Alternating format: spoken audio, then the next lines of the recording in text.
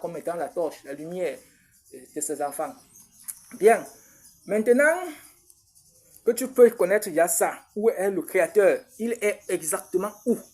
D'où viennent les élus? Quel est leur rang réel de naissance? Voici ça, voici ça. Maintenant, est-ce qu'il y a deux élus dans une famille? Non.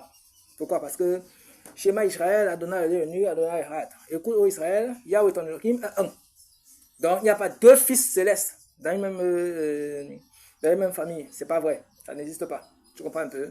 C'est pas vrai. Soit je suis venu ici premier. Et si le Créateur vient en premier, ça signifie qu'il vient en sauveur. Parce que Yahweh, Elohim, Yahweh, Elohim, Yahweh, Elohim. Donc, Yahweh, c'est le sauveur. Elohim, c'est le juge et le destructeur. Voilà tout. Voilà. Donc, soit il vient en premier, quand il vient en premier, il vient en sauveur. C'est pour ça que tu vois que Joseph, en Égypte, quand il part, comme Yahweh était venu de ce côté-là, c'est que l'enfant est né là-bas, à cette position-là, là, Yahweh est venu en sauveur. On l'appelait Sofna Panea, c'est-à-dire le sauveur. Ok. Voici, là, il est venu en sauveur. Quand tu vois Mashiach, Yeshua, Hamashiach, tu vois, il est premier-né. C'est-à-dire, ici, il vient en sauveur. Mais quand tu vois déjà qu'il débarque en dernier, comme Moshe Rabbeinu, il détruit. Comme Noah, il détruit tout. Tu vois un peu, il détruit. Quand tu vois que David, il détruit tout ce qui passe sur son passage. Parce que là, il est venu en dernier. Il est là pour détruire. Tu comprends un peu? Et pour juger. Il juge et il détruit. Tu comprends un peu? Donc voilà les positions de naissance et voilà les travaux, tu vois un peu, généraux de Yahweh quand il vient au monde. Voilà d'où il vient. Maintenant, tout ce qui est né dans les positions intermédiaires, pouf, tout ça, ce sont des enfants de la terre, ce sont les hommes qui sont en train d'imiter un peu les fils du Créateur d'Elohim, qui sont nés parmi eux, mais ce sont que les hommes là-bas. Et tout ce qui sont en train ce pourquoi ils travaillent, c'est uniquement pour le salut des choses terrestres. Ils ne connaîtront jamais les choses célestes. Peu importe les révélations et les abus qu'ils peuvent avoir dans leur tête là-bas, la preuve qu'ils ne le connaîtront pas, c'est que le règne appartient à Yahweh, et Yahweh ne marche pas avec eux.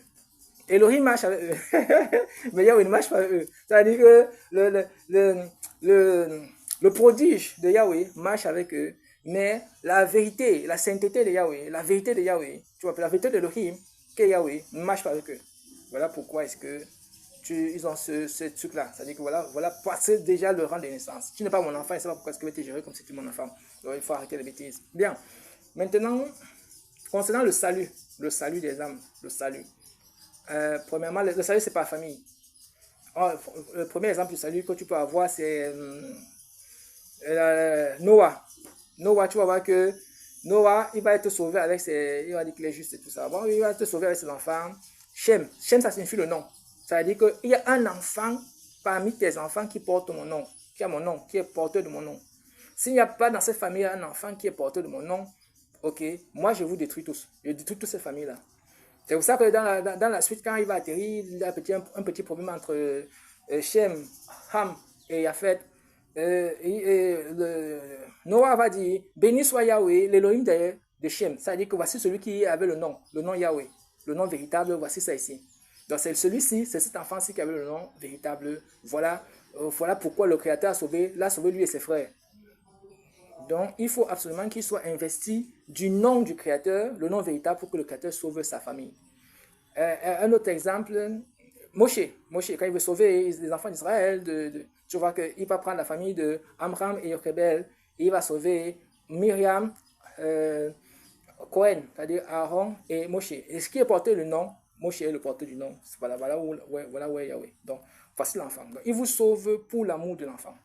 C'est-à-dire que quand il veut sauver une famille, il cherche s'il y a un porteur de nom parmi les enfants de cette famille-là. S'il y a un enfant qui est porteur de mon nom, c'est-à-dire là c'est mon enfant, c'est moi ici au milieu de... Là, celui-ci, je lui ai donné mon nom, Yahweh. Il va sauver. C'est-à-dire Yahweh, Elohim, a l'intention de sauver les enfants de cette famille ici. Toutes les autres familles que vous voyez autour de la terre là, et dans lesquelles il n'y a aucun enfant qui soit porteur de nom, c'est-à-dire qu'il soit un premier-né, il est né en première position, premier-né ou dernier-né, tu vois un peu, le Créateur va détruire toutes ces familles-là. Il n'y a pas une seule famille qui sera sauvée, qu'on ne vous mente pas, ça n'existe pas. Tu vois que même Yeshua, Hamashiach, qui vient en premier-né, il arrive à sauver ses frères et tout ça, et tu vois un peu, il fait la promesse sur ses frères, tu vois un peu, en disant, ok, parce que lui, il est porteur du nom. Et il va même dire qu'il est porteur du nom, puisqu'il va dire, je leur ai fait connaître ton nom, et je leur ferai connaître, afin que l'amour dont tu m'as aimé soit en eux, et que toi aussi, et que moi aussi sois en eux. Donc, tu vois que tu dois être le porteur du nom, sinon je te détruis. Tu comprends un peu, toi et tes frères. Donc, c'est uniquement réservé aux familles dont